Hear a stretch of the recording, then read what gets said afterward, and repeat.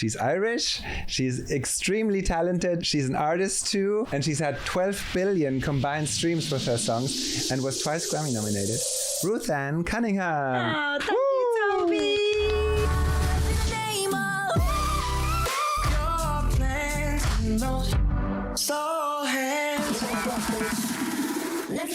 So Anthony called me and said, hey, it's in the song. I just want to play you who's singing it. And then he played me Britney. And I was like, is that Britney Spears? And he was like, yeah, it's coming out in 4 days. I was like,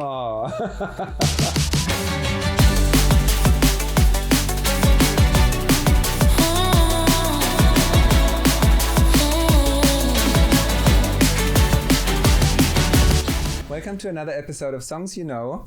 And today I want to introduce a dear friend of mine who I've known for a very, very long time. She's Irish. She's extremely talented. She's an artist too. And she's had 12 billion combined streams with her songs and was twice Grammy nominated. Ruth Anne Cunningham. oh, thank you, Toby. And for everyone who still doesn't know Ruth Anne Cunningham, you will know her songs. So I name the song and you sing a little. Okay, great. Okay, Too Little Too Late, JoJo. It's just too little too late, a little too wrong, and I can't wait. In the Name of Love, Bebe Rexha. In the name of love, in the name of love. Where Do Broken Hearts Go? One Direction. Where do broken hearts go? Slow Hands. Slow hands, like sweat dripping down our dirty laundry. Woo. No chance that I'm leaving here without you. Oh yeah, bit soulful version. I love that. It is soulful. Nice to meet you. Nice to meet you. What's your name? Let me treat you to a drink. I got a love with you that's real. Woo. And Britney Spears, Work Bitch. You want a hot body? You want a Bugatti? You better work, bitch. It's so fun. Yeah. And it doesn't end there. Little Do You Know, Alexis and Ciara is one we did together. Little do you know how I'm breaking while you fall asleep. Little do you know. I love your voice so much. Oh, thank you. Oh, and then John Legend, No Place Like Home. 'Cause there's no place like home at Christmas time. Let the snow. Nice. I can hear the John Legend. And that's me trying to be John Legend. Yeah, I'm like, there's no, you can't do a John Legend song without like It's singing so it like fun. him. Yes. And then Diana Ross, I Still Believe. That's a recent one, right? Yes, that's her latest single off her Thank You album, which was Grammy nominated as well. Yeah. In love, I still believe. And I got to sing the for the backing singers. Great. Her backing singers. And then you have one recently Brit nominated for Song of the Year with Ella Henderson, Alibi. You better run and hide, baby. I know where you were last night. You ain't got no alibi. I want to hear all the stories behind these songs in a minute. Okay. Before then, you also have a song where you're an artist. You have many songs where you're an artist on, but you have one that's viral right now where you're an artist on. It's about love and a wedding song. And it's called The Vow. Yes, and that one is, you are my constant. Ooh, I will love you. Nice, keep going. Oh, because you are the reason I make it through the day. You give me the reason.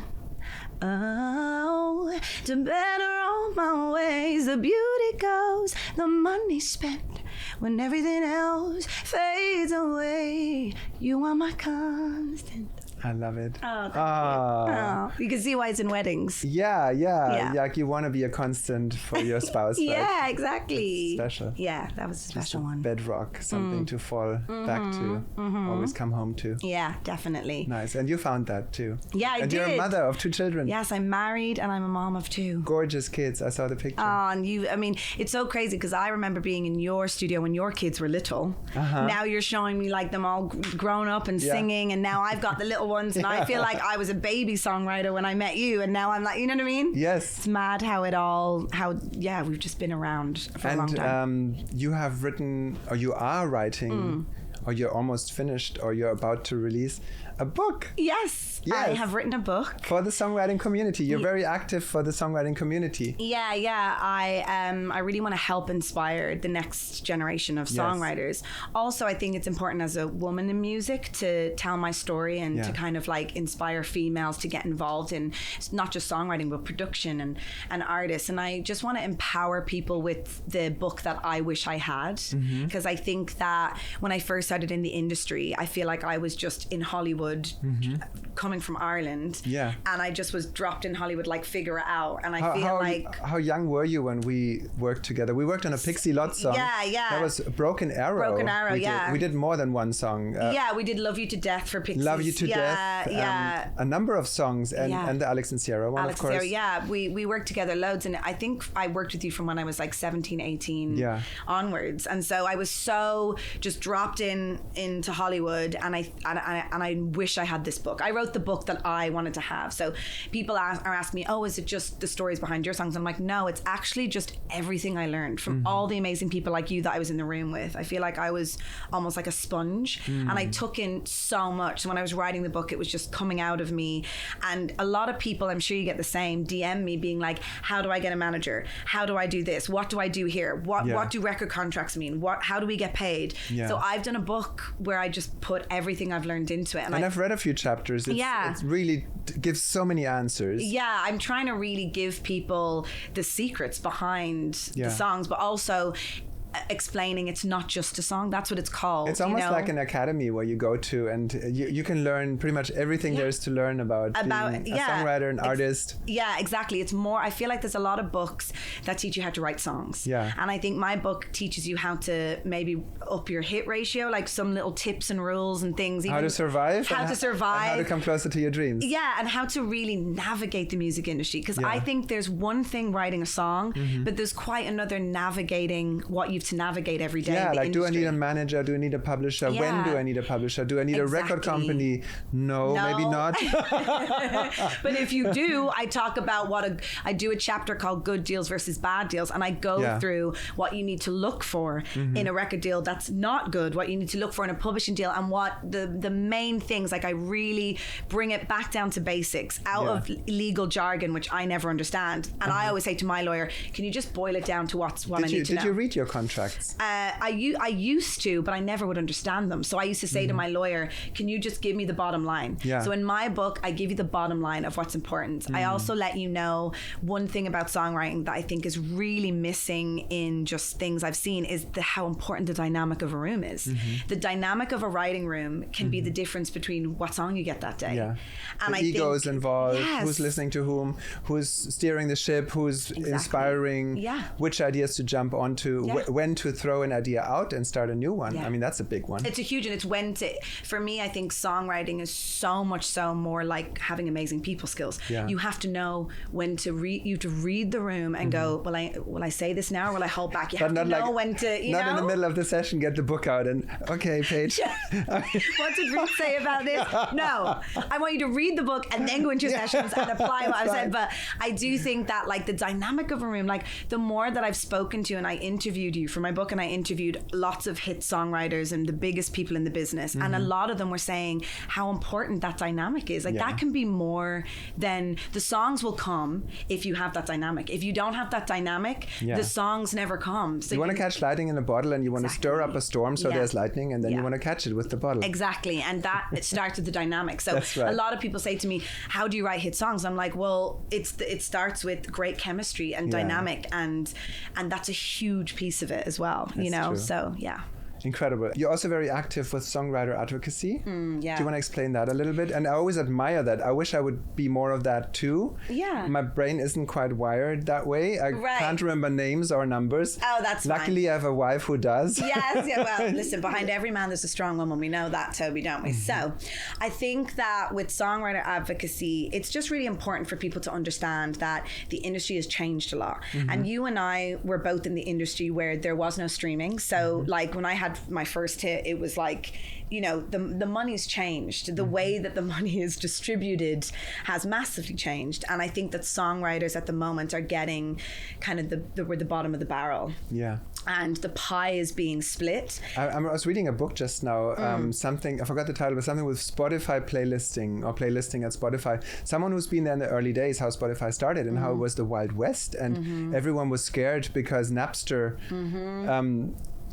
like the labels were losing ground, and they were so happy that Spotify came in as a savior, but there wasn't anything established yet of how would you split these things. Exactly. And, so a lot of the Spotify era has really benefited record labels because they did deals behind closed doors. Yes.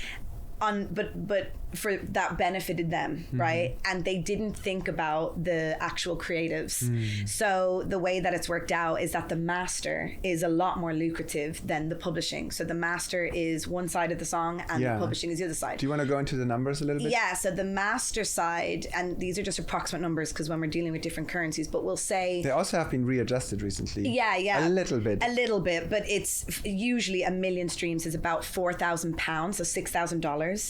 And £4,000 to the master owner. The master owner is whoever owns the master copy, which is the label usually, or if you're an independent artist, you own your own masters. But usually it's the label. 15% goes to publishers and songwriters of that Spotify pie. 30% goes to Spotify and the rest to the master owners and the label. So right now the pay gap between that per million is crazy. So per million streams it's about 4,000 for the label owner per million, but for songwriters it's about like 600. And so if we're then you have to split that 600 between all the songwriters. So then you have 4 writers on the song, and then everybody it's like gets £150 or whatever. 100 for 1 million streams. For 1 million streams. So the labels are benefiting massively off this. And if you're an independent artist, that's amazing. But there's a lot of artists who are, in 80-20 deals, so they don't even see that money. And the thing is that the companies like Spotify, they don't really, they're paying out loads of money to the industry. So they're saying, well, we're paying loads of money. It's how you guys split it is your issue. Yes. So, and then the labels are saying, but we pay for da-da-da-da-da. So everyone's blaming each other and going, well, we shouldn't, and labels don't feel like they're responsible for the songwriter, even though the songwriter, the whole foundation of the industry is built on what we do. Yeah, if you don't have a song, what do you have? You don't have production. You don't have, like I always say to people, when an artist does a photo shoot, the label pay for the photographer, the stylist, the makeup. If you don't have a song, you don't even have a photo shoot to do because you don't have a song. But yet they will pay all these other things, all these other people, all these other services. But songwriters are just expected to work for free. Unless they're artists, and then they get money as artists. Exactly, and that's why a lot of people like me are artists as well, because you can't just rely on songwriting anymore. So in these new days, we got to encourage every songwriter to also be an artist. Yeah, because at least then you have ownership over your own stuff. Now with songwriting, it is the Wild Wild West. There's also a lot of people in the industry now that do not understand the etiquette of, there's a lot of managers out there who are saying like equal splits for my artist that didn't write anything, or and then I say, how do you deal with that? Well, for me now, I say, okay, well then it's a trade. If they get a piece of my revenue from my kids, then I get a piece of the master. And that's how I think the fairest way is. I think that like back in the day, producers didn't used to get master points, and then producers just got together and said, you know what, we want master. And a lot of people say to me, oh, but it's not the industry standard, but it's just songwriters coming together and making it the industry standard. There isn't a thing like standard. There's never been a book of rules for the labels to abide by. It doesn't exist. It's always been like land grab wherever you can. Exactly. And I think that for me now, I always say to songwriters, like, come together and ask for the same thing. Like, ask for a point, ask for a fee, because sometimes now also in the streaming era, the song can come out, and if it doesn't go viral or if it doesn't perform, the label 2 weeks later can go, right, we're moving on. And you've made £100 or even less. Or nothing. So for me, or nothing. So for me, it's like getting your hair cut and not paying the hairstylist. So for me now, songwriters need to be compensated just like the photographer is who takes the photos, just like the mix engineer that mixes the song. Songwriters, when the song is cut, should be given a fee for your time and your skill. And the attitude should never be, oh, but you can just write another one. But I've taken 10,000 hours hours, even if I write a song of 45 minutes or you've written some hits, and the hit is made up of a lot more than just those 45 minutes. It's all the 10,000 hours that we put into the skill of songwriting that those moments happen. Yeah. And I think sometimes that's taken for granted as well with songwriters. It's like, oh, but you can just write another one of those, or that only took you 45 minutes. But it's not. It's all the time I invested, and the time I invest in artists that we invest that we don't always see the fruits of. And I think that paying a fee to a songwriter is just like the least you can do, of just like, and covering their childcare or their travel, or that it's when you think about it, we're really asking for such the minimum. And if the song wins, why shouldn't everybody win with it? So why shouldn't the songwriter who wrote the song be involved, have a cut of that master percentage, of that more lucrative percentage? So there's a long way to go, but there are so many of us advocating for this change. And I think, tell me a little bit about the advocacy. Like, who do you talk to? Where do you go? Yeah, so we've got SONA which is Songwriters of North America, is the American side, and there's amazing people involved in that, like Lauren Christie, Autumn Rowe, like amazing people. I'm based in the UK, so I've joined a group called the Music Creators Collective, and there's over 500 of us now, writer, producers, artists, engineers, musicians, everything, and we're all just trying to come together to make the music industry a better place for songwriters and for creatives, and for producers as well. I mean, everyone is losing out in this streaming era, but we know that business is booming. There are billions, there is money there. So streaming saved music industry in a way, but it's really having a horrifying effect on songwriters. As we spoke about before we even speaking, songwriters are having to now get other jobs.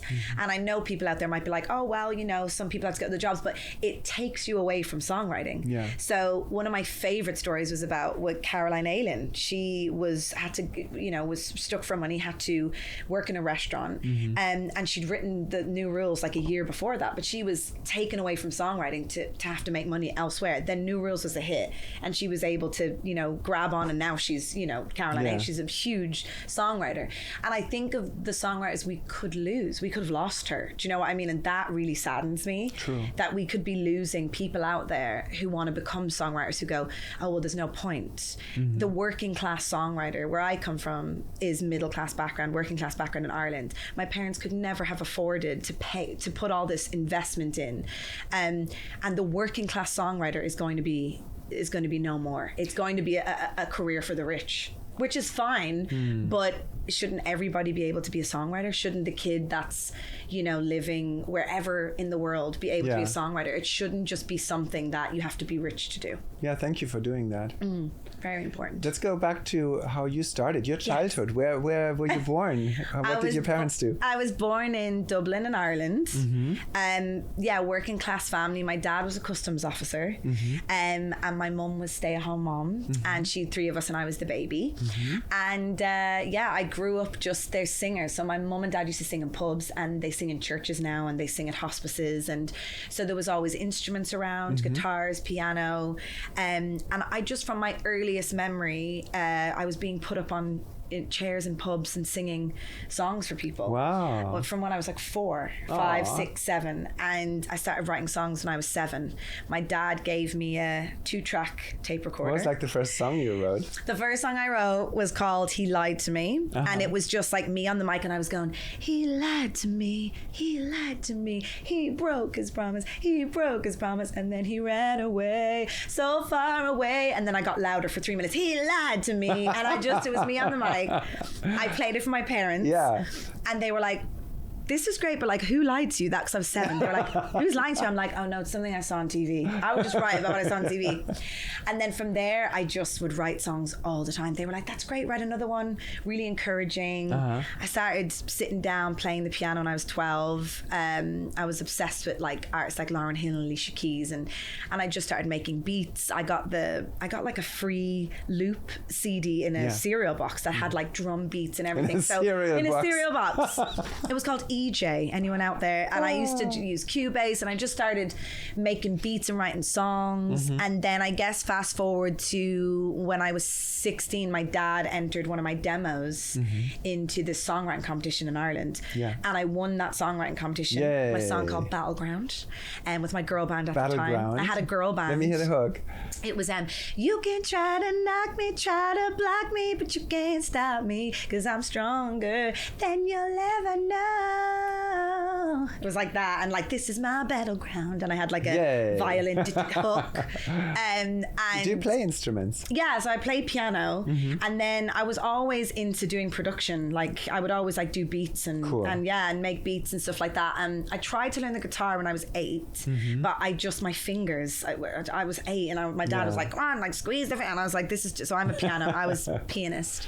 And I would just always write on piano and sing. And then I started a girl group because I was obsessed with Harmonies. So I was obsessed with like En Vogue, Destiny's Child. And I wanted to hear, I used to switch the tapes to make the Harmonies. And then the first, because I kept switching, it would just dilute everything. So then I had the girls, my best friends, as my girl band. And we won this songwriting competition with my song. And that was where I met a manager who was like, I'm going to take you to LA and, you know, the usual, make you a star. When I was 17. And he took 17. You to me. Yes, he did.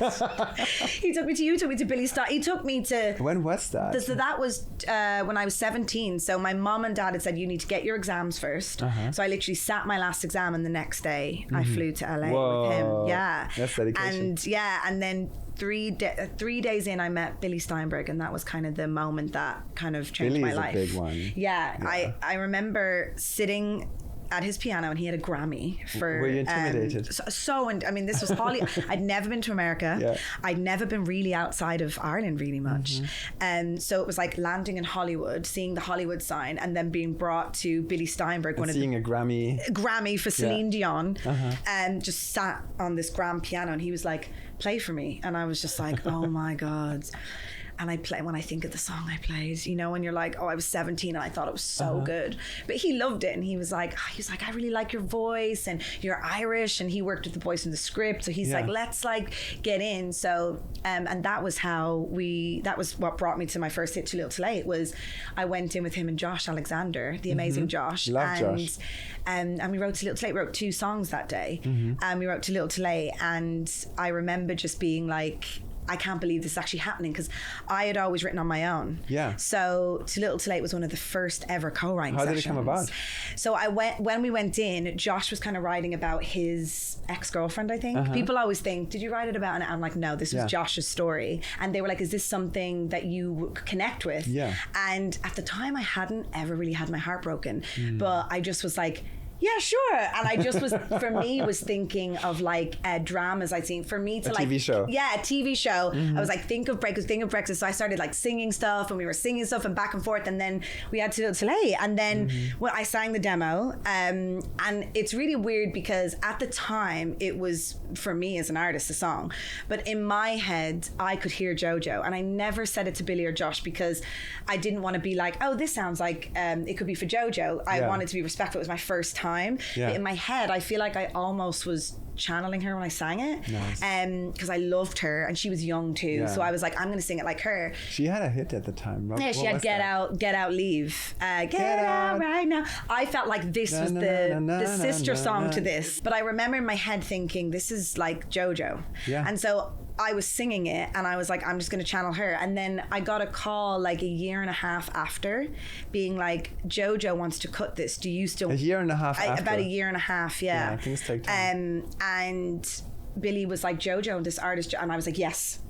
And people always say, oh, do you wish you did? And no, I feel like I almost like that was in my head. That's who it was for. And when you hear her sing it, it was made for her. It's just, the vocal is outstanding, and it's such a cultural moment. And so she MySpaced me, being like, I love your voice. And I was like, oh my God, JoJo's MySpaced me. And I've gotten to write with her since. And so I did a bunch of Billy and Josh at the very start of my songwriting career. And I really feel like I learned so much from just being, Billy would have his like book of lyrics and he would say, what lyrics do you want to do today? So that was new for me because I always would write lyrics, but with Billy, it was like, with Billy and Josh, sometimes they were such, like the lyrics would be there. Yeah, but then and Josh had great ideas too. Like amazing. When we did Don't Hold Your Breath for Nicole Scherzinger, he came in with that hook. Yeah, Josh. and Too Little Too Late was Josh, the hook, you know what I mean? So it's like he's amazing. And so for me, it was like learning from them about just songwriting and watching Josh produce vocals. Like I really took in a lot from that time. Like I feel like that was an amazing mentorship. And what I always found so amazing about Billy's writing was, even though he was lyricist and not melody, his lyrics would always be in the right phrasing. Yeah. So it was really easy to write melodies to. So so that was like a masterclass of the first. Also interesting that Billy, I think, only had 3 or 4 writing partners throughout his long career. I mean, he's so loyal. But I feel like that was the way it was though when he probably started out. That was the thing. You had your teams. Now it's a bit more like you speed date. There's a lot of speed dating in the industry, but I feel like I learned so much from them. And then the song came out, and it was like it's the reason why I'm here today. I have so much like gratitude for JoJo and Billy and Josh, because it talk about blowing the door wide open. Then it was like this. It jumped from like 90 to 66 and then 66 to 2. It was like the biggest jump in Billboard chart history. I was hearing it everywhere. I was in a cab in New York and it was coming on the radio, and I was 19 at the time. Wow. So it was like going from being like new in the industry to being like the new kid in town. Who's this Ruth Anne? Got a publishing deal, got flown all around the world. It was like a whirlwind of a time that time. Wow. Then it was like, you're a song, you're a professional songwriter, go do it again. And I was like, oh Lord. And then let's talk about One Direction. Yeah, One Direction. So I did 2 songs for them on their 4 record. So I had been working with Julie and Bonetta a lot. They kind of took me under their wing.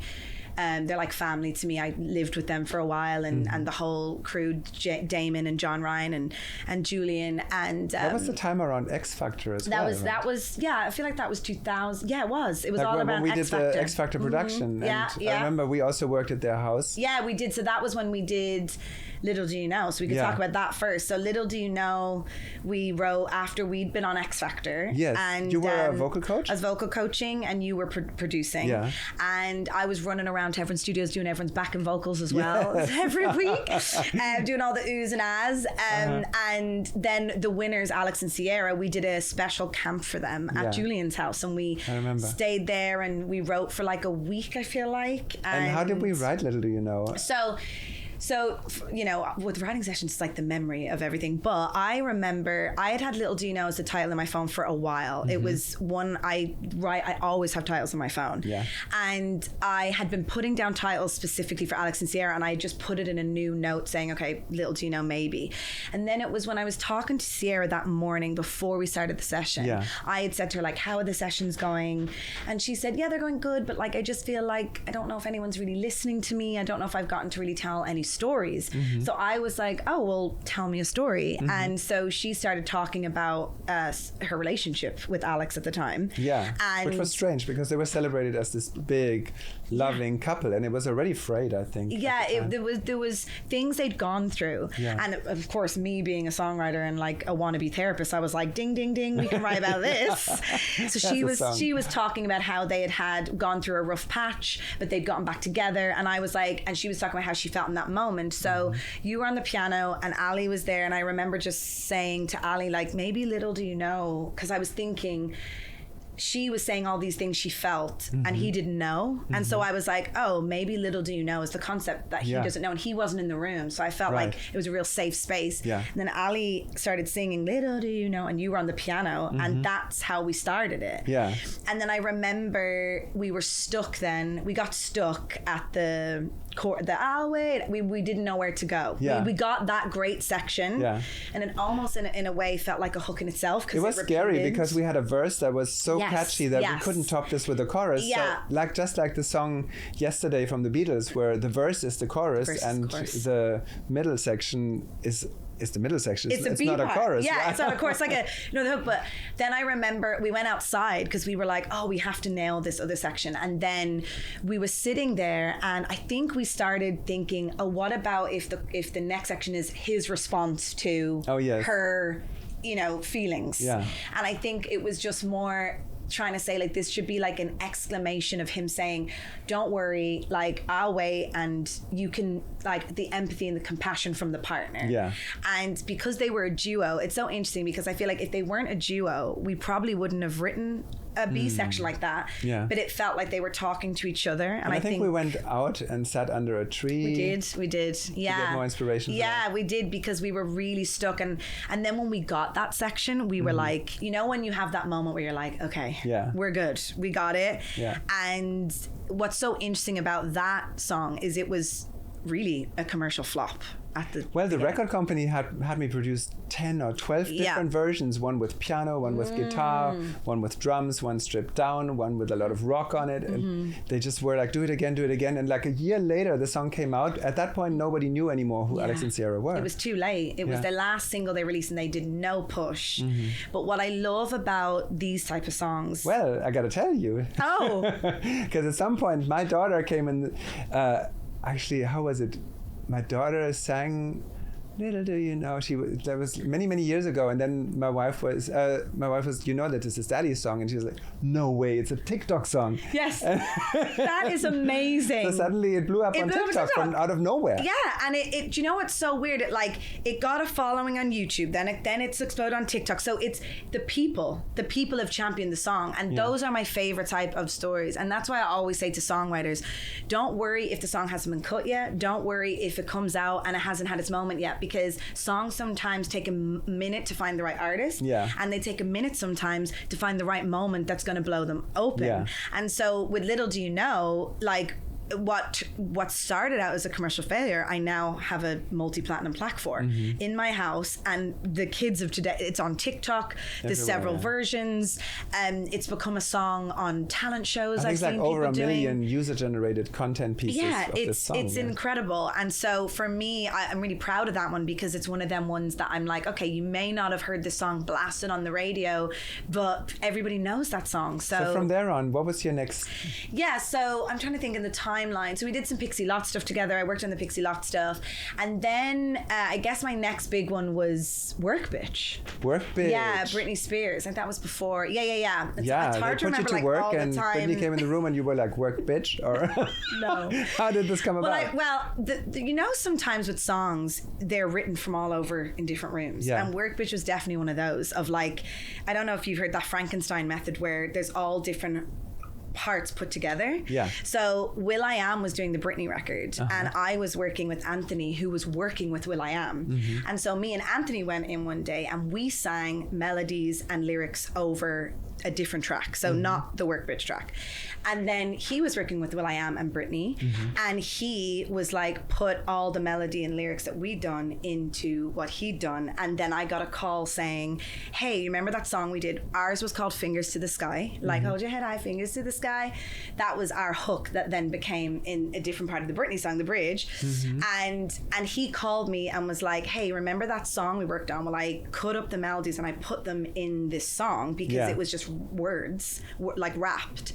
And will.i.am's great with that. I mean, he's incredible. Bits and pieces from everywhere and chopping it back together. I would never have. I mean, anyone who knows me, I write emotional songs. So for me, this is like one of my like novelty ones that I'm like so happy to be a part of. Yeah. But he, so Anthony called me and said, hey, like it's in the song. I just want to play you who's singing it. Yeah. And then he played me Britney, and I was like, is that Britney Spears? And he was like, yeah, it's coming out in 4 days. I was like, so it was like the fastest turnaround. Wow. Then the next day she tweeted the lyrics with my name, and our names. I was like, oh my God, it was insane. And so you got to work with John Legend as well.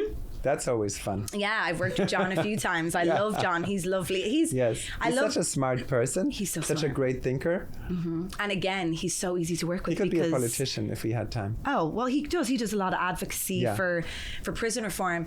He's amazing, because what I like about John is he's like, he comes in, he has ideas, he's straight to the point, he knows what he wants. Again, another artist that just has a vision, and that's so much easier for a songwriter. And I was quite nervous writing with him because I grew up like everybody singing Ordinary People on the piano, and what a great song. I mean, such a great song. And so I wanted to come in with my A game. So I came in with titles and concepts, and he had this melody. And what was amazing about writing with him was it was just me and him. Oh, nice. And it was just, and I felt like I was getting like an intimate like concert. So I was like trying to write, but then I'm like just listening and he's that's like, how it feels sometimes, right? You're just so thankful that someone of that caliber is in the room with you, and you can hear their voice, and they actually sing some things you come up with. It's incredible. It's incredible. And even just like when he was singing it and he's going, you know, do you like that, Ruth? And I'm like, yes, you care, like you, and I'm, you know, it was like getting to even just have an opinion. It was like, you're John Legend, you don't, but so writing with him is always amazing. And we wrote an amazing song on his Christmas record, and it's so nice to write a Christmas song because you know, you get syncs and the song can keep living and have moments. And I got to see him perform it on his Christmas tour, and he's always been such a great artist to work with. And he's just, I love artists where, I mean, I do all different types, but I love artists that really know what they want, because then it's like I am able to just be the therapist and either pull the story out or just help guide them into what they want. And so you've worked with another legend, Diana Ross? Yes, Diana Ross. I did I Still Believe off her latest. Did you work with her? So we didn't write it with her. She kind of set up a camp, but what was amazing about this was it was an all-female camp with We Are She Writes. And so it was me, Autumn Rowe, Violet and Charlie McLean, and we literally wrote 2 songs at this camp one day. And Autumn Rowe had come in with the title and that in love I still believe, that kind of vibe. And so then it was just, we were just off, and it was like, that's so her. And you know, we went into that that melody, I know. I was like, it has to be that melody, you know. And we went into those classic Diana Ross type melodies. And then Jack Antonoff came in to co-produce with Charlie. But it was so cool and badass to kind of have a song on a Diana Ross record, who's like an icon. So when I heard she was cutting it, my first thought was like, oh my God, she's going to hear the demo of me singing. Like, it was that type of, those pinch me moments where you're like, Diana Ross is like learning the demo now and is singing it and then getting it back and then it being Grammy nominated. So that was an amazing one as well. The last one I want to talk about, Ella Henderson, that was nominated. The Song of the Year. Song of the Year for Alibi with Rudimental. So, and that was just recently, that was a few months ago. That was out last year. So it was the top dance song of 2024. So Alibi was a really fun story. A lot of people are doing interpolations now and samples, and I was like, okay, I'm gonna like get down with the kids and you know, get into this new era where we, you know, do samples. I'm not usually a sampler, but I was sent a list of songs that was like, oh, these could be sampled, and I was on the train of Punctual on the way, and I said, oh, what about Gangsta's Paradise, but doing it like a drum and bass song. And I was like, I don't know if Ella would want to do drum and bass, but like that could be something. And they were like, oh, that's a really good idea. But when we got down there, I think we actually wrote a ballad first. And Ella's an amazing songwriter, an amazing singer, so we did a ballad, and it's a beautiful ballad. And then it was like later on, and I just kind of was like, what about like, you know, sampling Gangsta's Paradise, and it being like kind of a like, I've caught you, like you better run and hide. And she was like, oh, I like that. And so Punctual had kind of been making a track while we were having dinner, maybe, I think, because they had kind of the with drum and bass done. And then all I remember was us jumping up, you know, in those sessions where it's a blur, and like jumping up and down. Alibi, you ain't got no. Meg Katoni was like, you ain't got no. So we had this new section, and then we had almost too many melodies. There was so many new melodies. And then we got kind of the Alibi concept, and then we were just like going. And then the song was done. And then, you know, we got the sample cleared. And so how does that work? So you have a melody, Gangsta's Paradise, you want to work with. Yeah. What's the next step? You go to their publisher, or what do you do? Yeah, so it's really important, and it is a chapter in my book about sampling. It's really important to get things cleared properly, because you don't want to be in a situation where the thing isn't cleared. And I'm asking because I've never done it, but yeah, it's the new there way. are some songs where I think maybe. Well, do you know what I mean? Yeah. So it was a bit complicated because Gangsta's Paradise was a sample of Pastime Paradise. So that was a Stevie Wonder song. Oh no. So how does we can you sing me the Stevie Wonder one? Yeah, spending most of their lives. It was living in a pastime paradise. That's right. So that's right. Was, and then Coolio had done sampled Pastime Paradise, but a lot of people didn't know that. And he sang it as Gangsta's Paradise. And he did. Can you sing that? Yeah, been spending most of their lives living in a gangster's paradise. So funny. And then you turned the lyric into? We turned it in, you better run and hide, baby, I know where you were last night. Wow. So I'm lighting up the sky, setting fire to your paradise. The power of a good melody. Yeah, and then we added the you ain't got no alibi, because I was like, I don't want to cheat. I want to have a hook of. So it went back to Stevie, or it went back to? So it had to go back to both, because we used the that's from Gangsta's Paradise. Yeah. But then we used the melody of Stevie. So most of it went to Stevie Wonder, because it was his melody, and then the we had to give publishing for that to the Gangsta's Paradise people. May I ask what the splits were? I mean, let's was there just anything say, left for you? I'll tell you, not much. There wasn't much left. Yeah. But we got master on that, because Ella Henderson was very like on the songwriter side there, and said, no, we're gonna need to give the writers master. In the Name of Love was one that is really special to me, because I actually was gonna quit music at the time. I'd had some hits, then I'd had some years of no hits, and I was like, I don't know if I can do this. I was in LA, I was broke, had spent all the money from Too Little Too Late. Is that when you stayed at the Bernettas' home? Yeah. And their parents had a very big compound. And I stayed there, and I was just writing all the time. I was trying to have hits, and I was having like semi-hits, I was having like a few UK, but the big global one I hadn't had in a while. And I was like, I don't know if I can do this. And I had written a song 8 years before called In the Name of Love. Completely different song, completely different concept. Yeah. I always loved the title. I always felt like I didn't nail it. And I was like, I'm going to put that back in my phone as a title and a concept. And so my session that day had gotten cancelled with an artist. Matt Rad's had been cancelled and Ilse's had been cancelled. So we were hit up by our publisher saying, hey, Ilse is so incredible. Incredible. Yeah. You guys have never worked together. Yeah. Like, why don't you get in? Your session's all been cancelled. And I remember just being like, you know what? I'll just go. I wanted to quit the music industry. I was like, fine. I think I even was like, oh, I don't know. And then I was like, just go, Ruth, just go. Because Ilse's sick, Matt's sick. It'll be a nice day, even if you don't get anything. And I remember Ilse was talking about something she was going through with like a lover. Yeah. I, in my head, was kind of being there for her and talking to her about that. But in my head, I was like, I'm going through everything you're saying, but with the music industry. Yeah. The worst boyfriend I've ever had is the music industry. And so I started singing, if I told you this was only gonna hurt. And she was like, what's that? And I was like, I don't know. And then she went, if I warned you that the fire's gonna burn. And you know that perfect back and forth ping pong tennis thing? I know that. It was like, she's a lyrical to me. She's one of the best lyricists. Like she just comes at things from such an amazing perspective. And then I had said to her, what about In the Name of Love as a title? And she was like, yeah, and we should just sing it like a stadium hook. So In the Name of Love. So it was like written in 45 minutes. Wow. From start to finish. I think Matt was on the keys, 2 chords, sang the whole thing. And what was crazy about it was a lot of people in sessions, when you repeat something, when you go, in the name of love, in the name of love, there would be a like, should we change something it? up?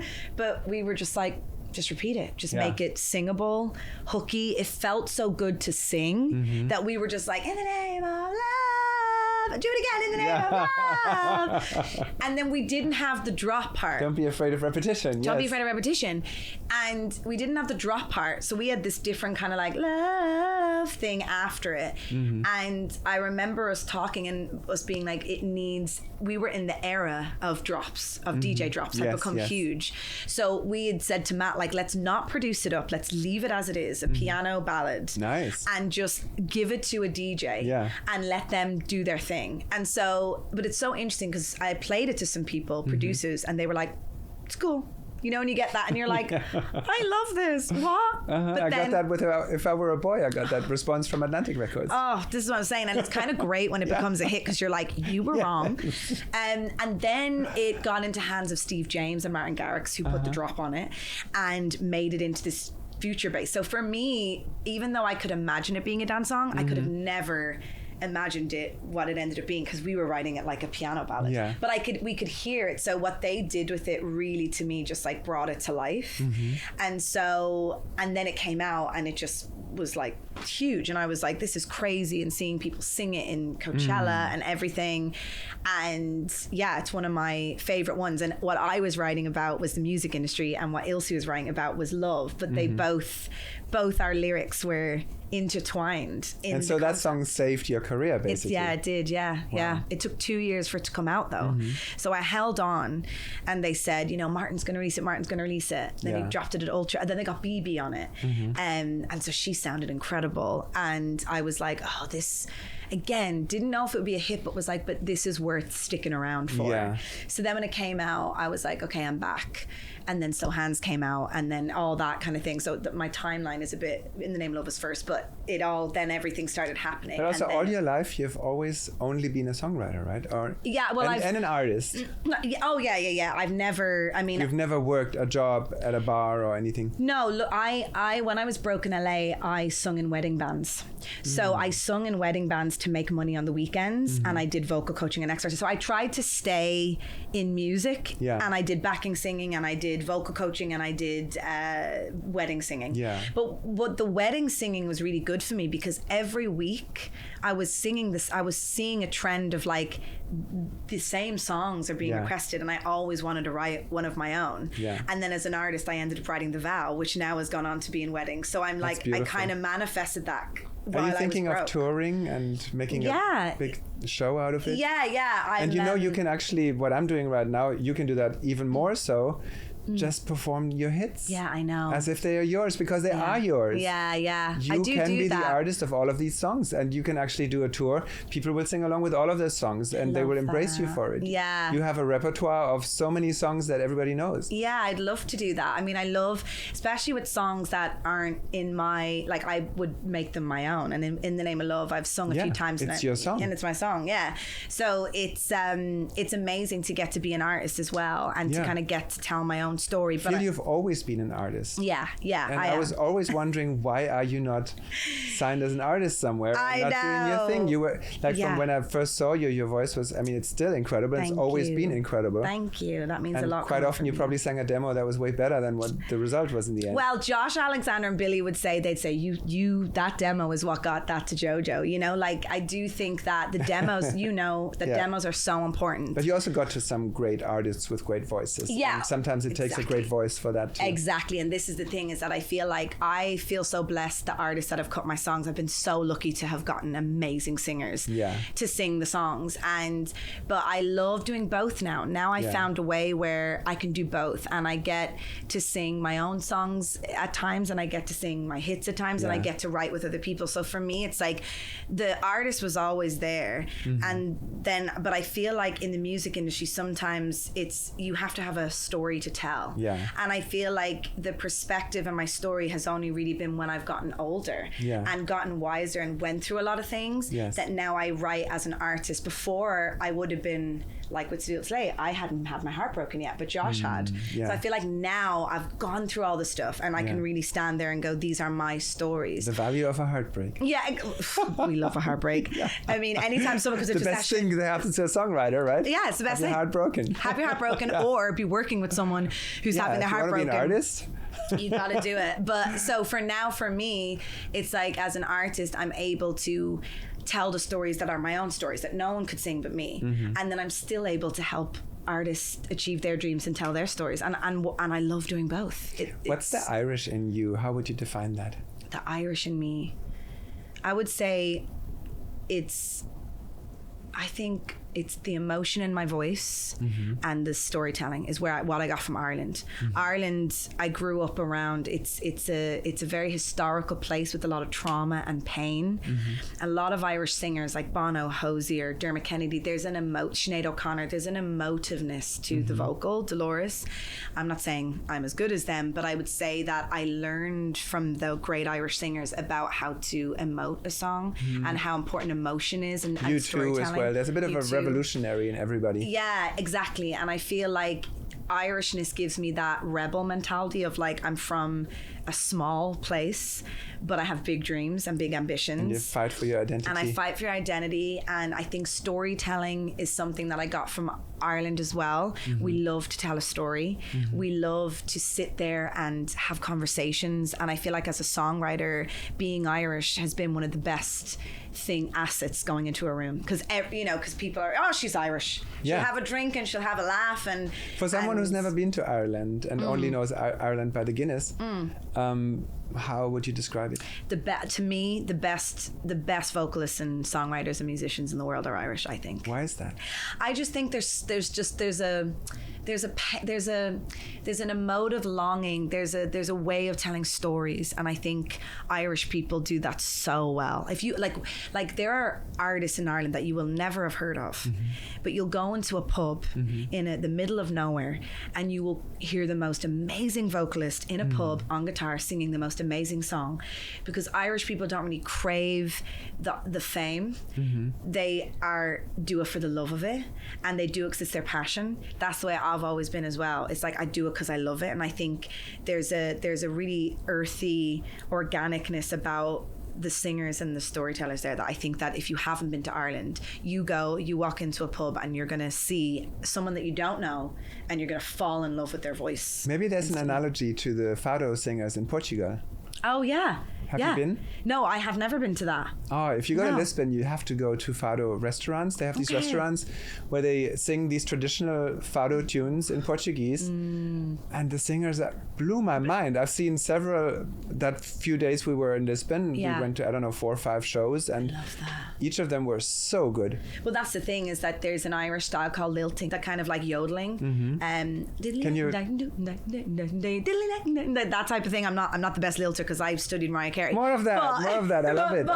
Well, like on Raglan Road on an autumn day I saw. It's very. How do you define that? What is it? It's called lilting. Lilting. It's called lilting. It's an Irish style. And so you do little riffs. Yeah, it's almost like riffs, but they're in a Celtic way. It's very Celtic, and it's very Christy Moore and like it's like that. I studied then Mariah, so mine are a bit R&B. Slow that down. So you're doing da da da da da. Yeah, and then her. Yeah. So full note riffs. Yeah, exactly. And they're a bit shorter. Yeah. And I saw the danger and I walked along the enchanted and I said, let grief. You know, That's that kind of way. Beautiful. Yeah, it's Can you an sing Irish me an style. Irish folk song that you were inspired by? Ooh, that one probably. Sing it. On Raglan Road. Okay. Sing it, yes. Okay. I want to hear you. I want to get entertained. I love the this. Irish one. It's a treat.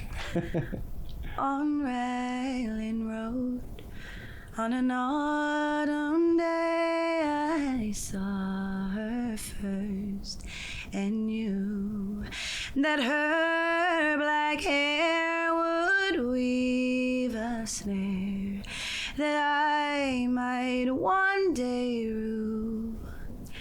I saw the danger and I walked along the enchanted way, and I said, let grief be an autumn leaf at the dawning of the day.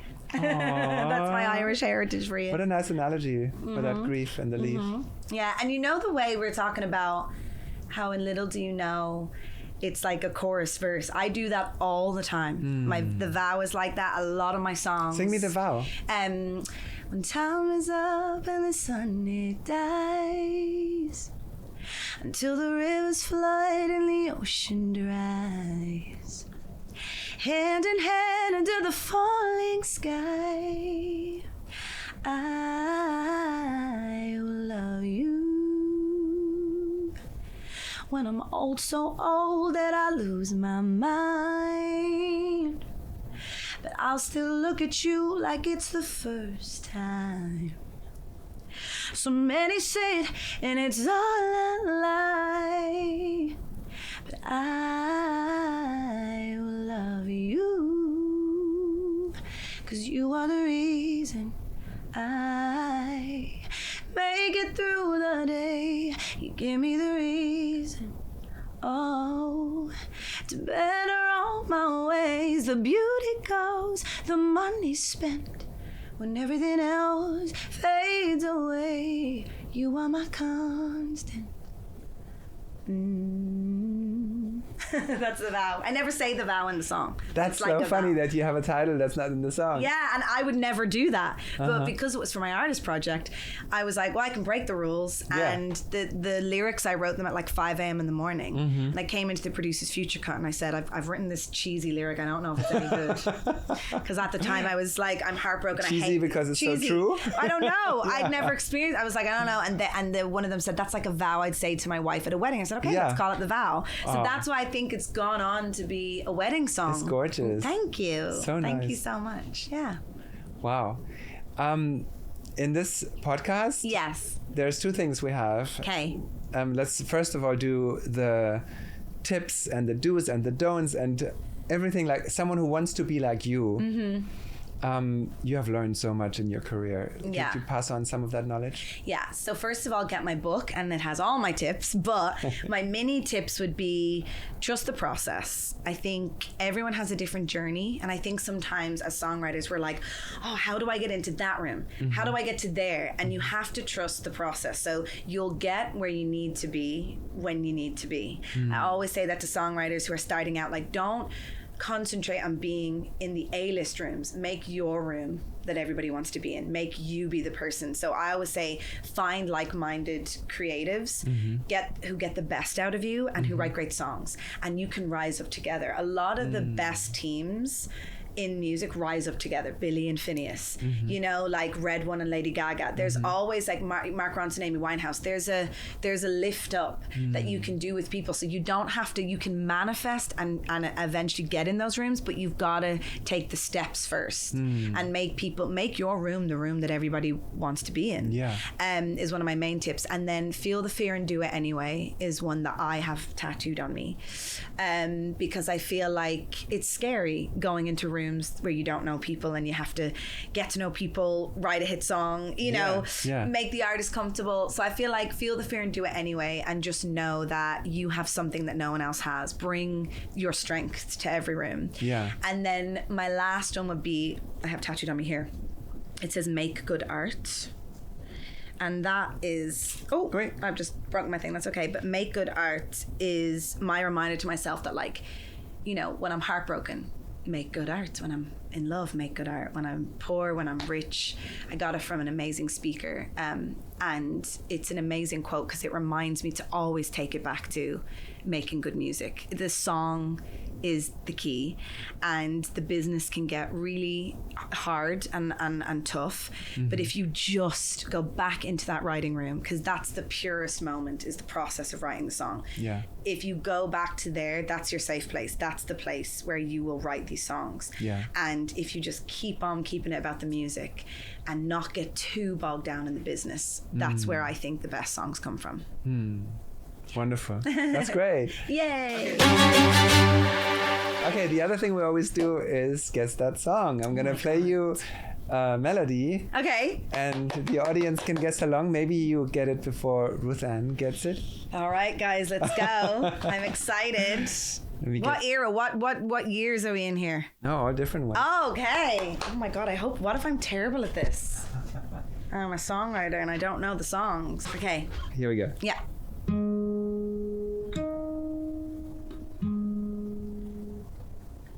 Oh,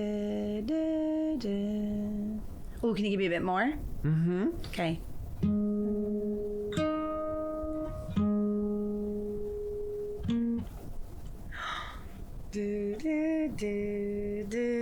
A legend sang it. I don't know. It was a very big song for someone who was very, very, one of the most famous American singers ever. Aretha Franklin. Memphis? Oh, Elvis? Yes? Oh, wise men say only fools rush in. I Can't Help Falling in Love. Isn't that such a great song? That is amazing. I love that song so much. I love that song. That was at my wedding. Yeah, can you sing it? Wait, let me play along. Yeah. So, what? Wise men say only fools rush in, but I can't help falling in love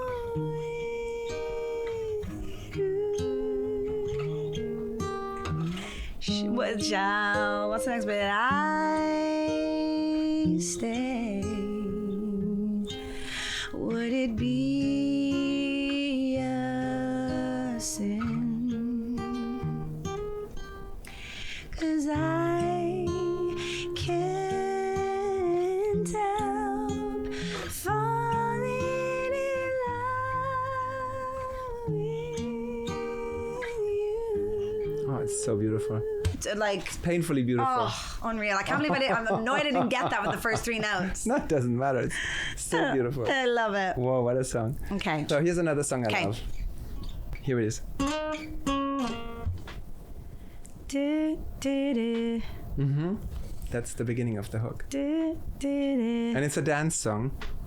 It's a dance song. Yeah. And in that sentence, I already gave you a clue. Ooh, a dance song. Recent?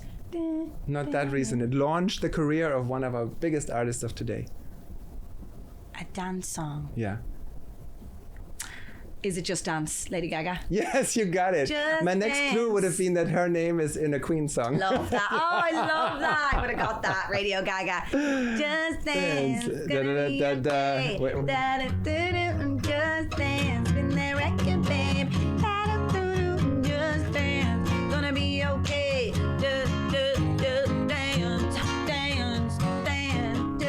dance, dance, dance. Great song. Such a great song. Yeah. Great song. Genius. Yeah, genius. One last one maybe? Okay, I haven't done too bad on these. No, you're great. Okay. Yeah. Okay, here's one. Okay.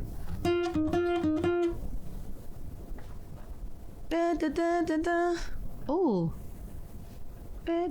Is it that rhythm? Yeah, it goes on. I play more. Yeah.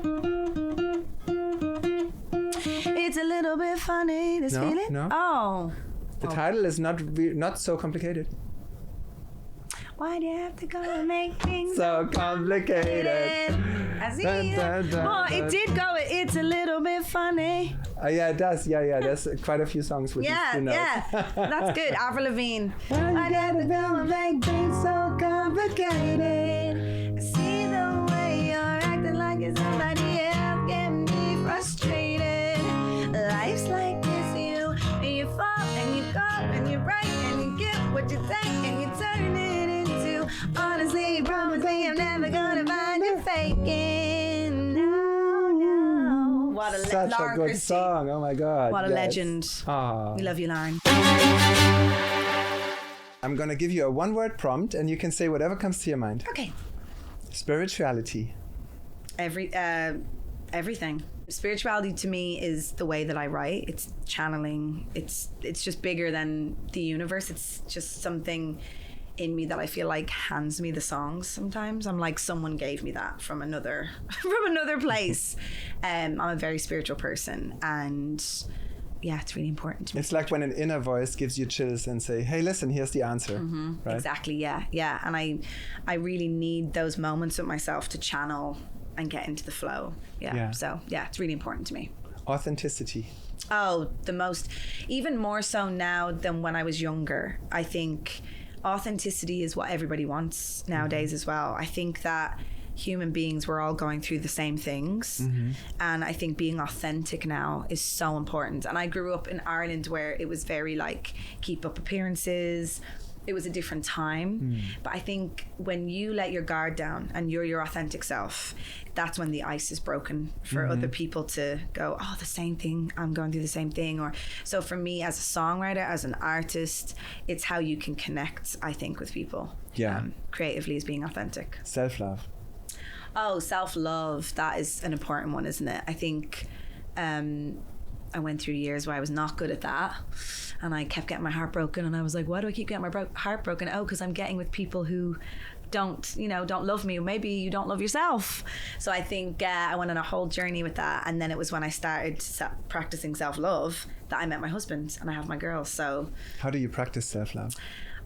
I'm kinder to myself. I think practicing it is being kinder to yourself and changing the tape in your head about yourself. I think especially as women, we can be so critical of ourselves, and I think it's changing it and giving yourself a pat on the back when you deserve a pat on the back, and saying, just changing the tape in your head. And that, I think, is how you and feeling worthy of things. I think as well in the industry as a songwriter, because sometimes we're so beaten down by the industry.